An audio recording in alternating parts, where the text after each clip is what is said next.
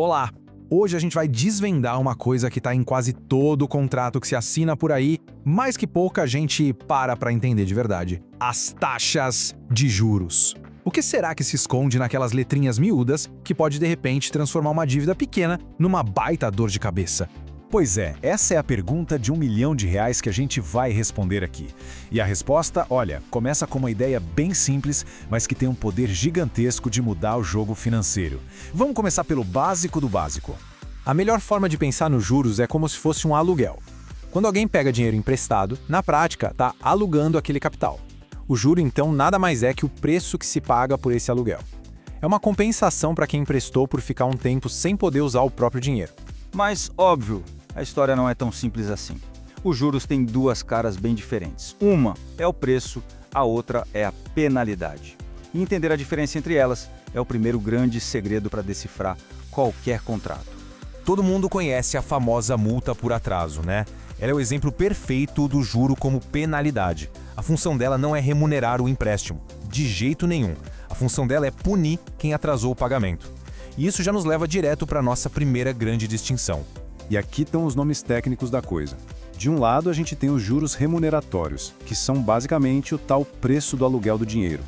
Do outro, os juros moratórios, que funcionam como uma multa por atraso mesmo. Pensa assim, um é o custo do serviço, o outro é o custo do erro. E aqui está um ponto que é crucial. As regras para cada tipo de juros são completamente diferentes.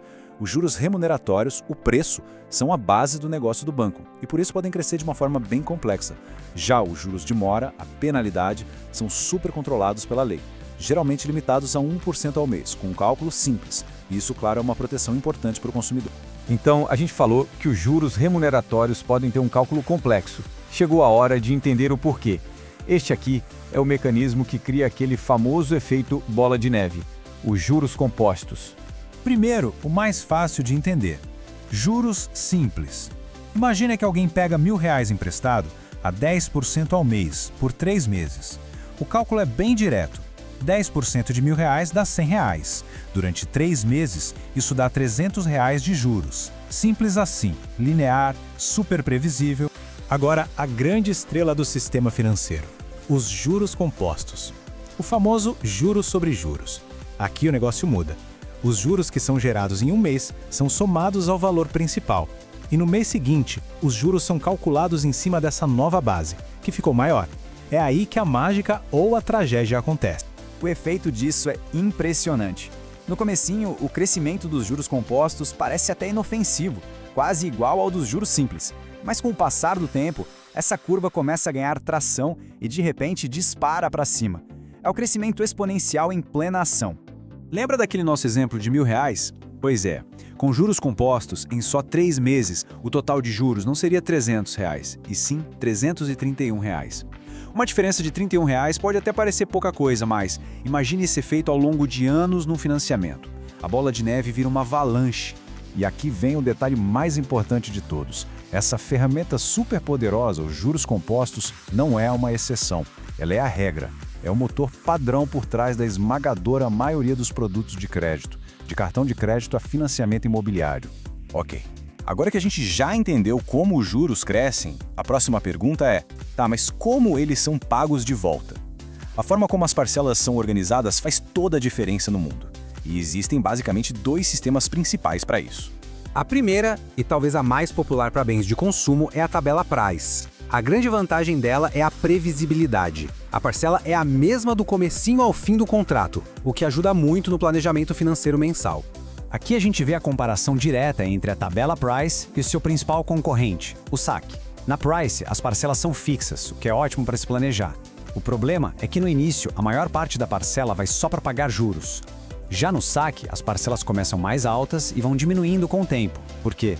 Porque uma parte fixa do saldo devedor é paga desde o comecinho. O resultado final? No saque, como a dívida principal diminui mais rápido, o total de juros pagos no final costuma ser menor. Certo, com todo esse conhecimento, como é que se usa isso na prática? Bom, a gente montou um checklist bem simples para que qualquer pessoa possa analisar um contrato financeiro com muito mais segurança. Então, aqui está o resumo prático. Antes de assinar qualquer coisa, é fundamental verificar. Primeiro, as taxas de juros, mensal e anual, têm que estar explícitas.